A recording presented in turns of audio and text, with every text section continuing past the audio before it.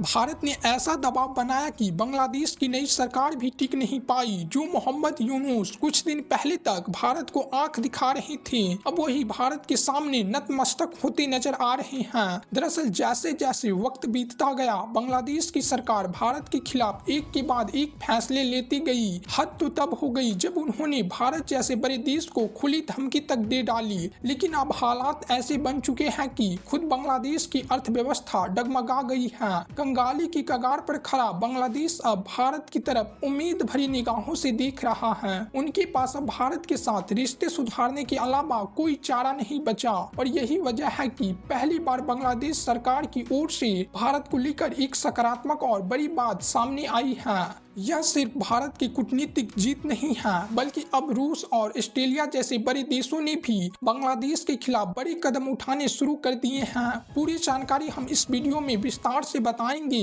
लेकिन आगे बढ़ने से पहले इस वीडियो को एक लाइक जरूर कर दें और चैनल को सब्सक्राइब कर लें। आपको कुछ सेकेंड लगेंगे, लेकिन इससे हमें बहुत हौसला मिलेगा। अब जरा पीछे चलें। जब मोहम्मद यूनुस ने चीन के इशारों पर चलना शुरू किया, तभी से तय हो गया था कि इसका नतीजा बांग्लादेश को भुगतना पड़ेगा। कुछ दिनों पहले बांग्लादेश सरकार ने भारत के लिए सबसे अहम समय में हिल्सा फिश का एक्सपोर्ट बंद कर दिया। ये वही वक्त था जब भारत में इस मछली की मांग चरम पर होती थी, लेकिन भारत ने इसका जवाब शांति से नहीं, रणनीति से दिया और अब वही बांग्लादेश भारत से रिश्ते सुधारने के लिए मजबूर हो गया है, क्योंकि एक महीने के भीतर दुर्गा पूजा आने वाली है और पश्चिम बंगाल के लोग खास तौर पर इस मौके पर हिल्सा मछली को देवी मां को भोग लगाकर फिर खिचड़ी के साथ खाने की परंपरा निभाते हैं। यही वजह है कि हर साल दुर्गा पूजा से पहले ही हिल्सा मछली की डिमांड काफी बढ़ जाती है और बांग्लादेश के लगभग हर घर में इसे खास तौर पर पकाया जाता है। लेकिन इस बार हालात कुछ अलग हैं, क्योंकि भारत में हिल्सा मछली की उपलब्धता बहुत कम होती है, इसलिए इसकी जरूरतों को पूरा करने के लिए हम अक्सर बांग्लादेश से इसका आयात करते हैं। पर इस बार बांग्लादेश में शेख हसीना की सरकार जाने के बाद नई सरकार यानी मोहम्मद यूनुस की लीडरशिप में जो फैसले लिए गए हैं, उन्होंने सीधे तौर पर भारत को प्रभावित कर दिया है। नई सरकार ने भारत के लिए हिल्सा मछली के एक्सपोर्ट पर पूरी तरह से रोक लगा दी है। न सिर्फ एक्सपोर्ट को रोका है, बल्कि सप्लाई चेन को भी पूरी तरह ब्लॉक कर दिया गया है। इस फैसले को भारत बिल्कुल भी सहज नहीं मान रहा,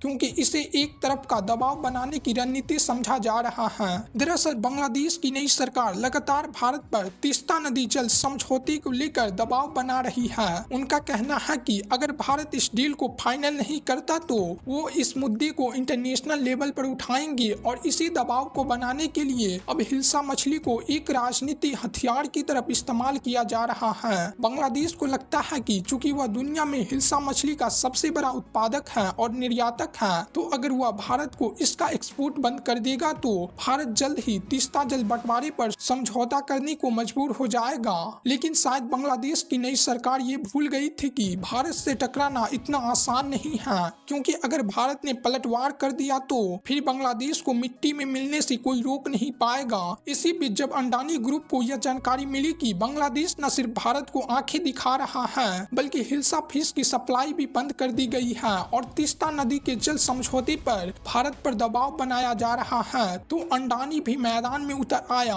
अंडानी पावर की ओर से बांग्लादेश को सीधा अल्टीमेट दे दिया गया, या तो $500 मिलियन का बकाया भुगतान तुरंत किया जाए, वरना हमारी ओर से बिजली की सप्लाई बंद कर दी जाएगी। इस चेतावनी ने बांग्लादेश सरकार की नींव हिला दी। लेकिन बात यही नहीं रुकी। जब रूस और ऑस्ट्रेलिया को यह पता चली कि एक तरफ बांग्लादेश में हिंदू समुदाय पर अत्याचार हो रहा है और दूसरी तरफ भारत के प्रति भी दुश्मनी भरा रुख अपनाया जा रहा है, तो उन्होंने भी बांग्लादेश को सबक सिखाने का मन बना लिया। रूस, जो भारत का ऐतिहासिक दोस्त रहा है, उसने बांग्लादेश से $630 मिलियन यानी $63 करोड़ की तत्काल वसूली की मांग कर दी है। यह रकम कोई और नहीं बल्कि रूपपुर न्यूक्लियर पावर प्लांट के निर्माण से जुड़ी है, जो शेख हसीना की सरकार के कार्यकाल में रूस ने बांग्लादेश के रूपपुर शहर में बनवाया था। यह पावर प्लांट बांग्लादेश का पहला न्यूक्लियर प्रोजेक्ट था और बांग्लादेश परियोजना के तहत रूस ने भारी भरकम निवेश किया था, जिसे अब नई सरकार को कर्ज के रूप में चुकाना है। लेकिन आर्थिक तंगी से जूझ रही बांग्लादेश सरकार के लिए यह एक और सिरदर्द बन चुका है। लेकिन अब तक बांग्लादेश रूस को उसका ब्याज तक नहीं लौटा पाया है। ऐसे में रूस ने सीधे तौर पर बांग्लादेश से 63 करोड़ डॉलर की मांग कर दी है और साफ शब्दों में कह दिया है कि अगर 15 सितंबर तक यह रकम नहीं चुकाई गई तो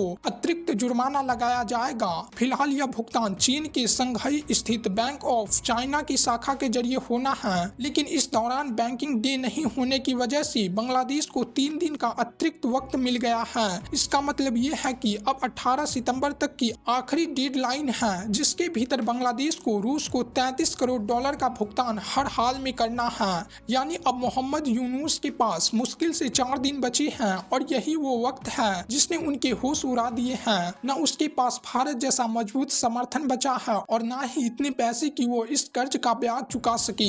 और मुसीबत यही खत्म नहीं होती। इस बीच ऑस्ट्रेलिया ने भी चेतावनी जारी कर दी है। ऑस्ट्रेलिया ने साफ कहा है कि अगर बांग्लादेश में हिंदुओं पर अत्याचार बंद नहीं हुए तो वह भी कड़ा एक्शन लेने के लिए मजबूर हो जाएगा। इसका असर सीधे बांग्लादेश के ऑस्ट्रेलिया से होने वाले व्यापार पर और कोयले की आयात पर पड़ सकता है। यानी साफ है, बांग्लादेश इस वक्त हर दिशा से घिर चुका है। एक तरफ आर्थिक दबाव, दूसरी तरफ कूटनीतिक धमकियां और ऊपर से घरेलू अस्थिरता। बांग्लादेश की सरकार इस समय सबसे मुश्किल मोड़ पर खड़ी है।